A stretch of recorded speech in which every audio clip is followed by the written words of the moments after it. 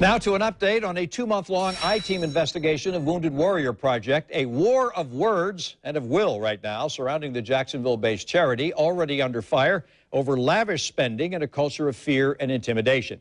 As the I-Team was the first to report this morning, the charity's founder, John Melia, is calling on the board chairman, Anthony Odierno, to resign.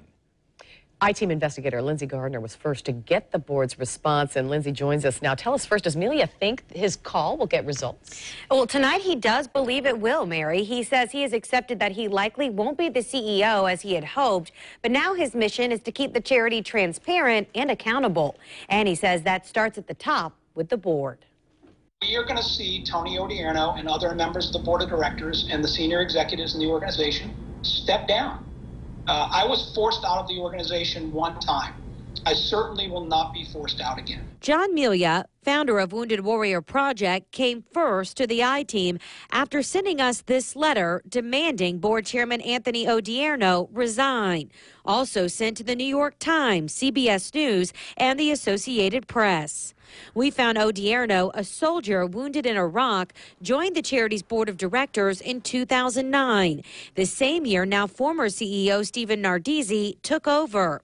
Melia says that was the year he was forced out, and that was the turning point when tax forms show that executive salaries more than doubled, and when a culture of lavish spending on staff began, according to whistleblowers. If you could speak directly to Anthony Odierno, what would you say?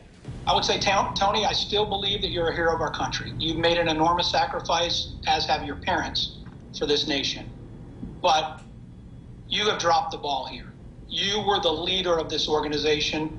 This happened under your watch. Melia is now demanding transparency from the board in 2 open letters he's posted to social media, both of which came after the board canceled their scheduled meeting. And the fact that they will not meet with us either tells me that they have something to hide, that they know I was the long-term CEO of the organization, and if I got into the books that I would find something that would embarrass them.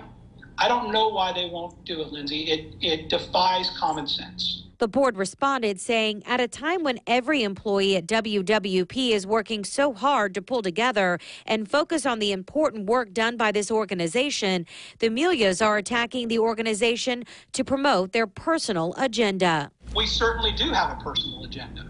I wish they had a personal agenda.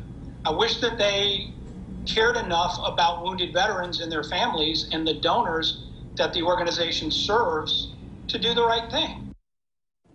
I also obtained Odierno's internal memo to the staff today.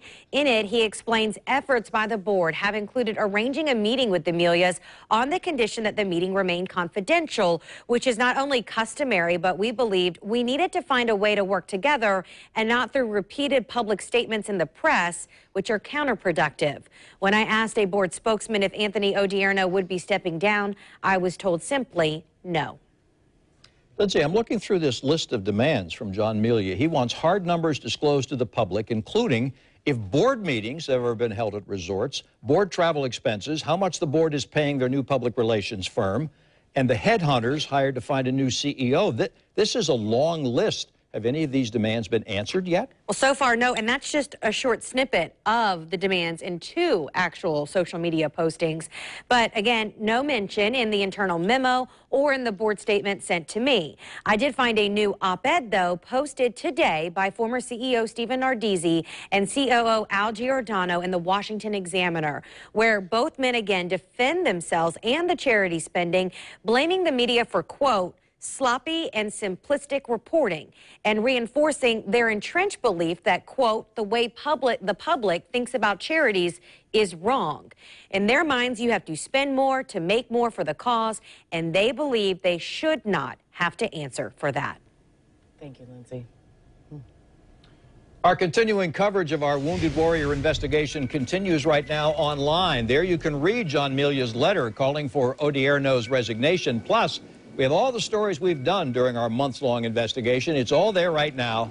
Just look for the links inside this story on the homepage.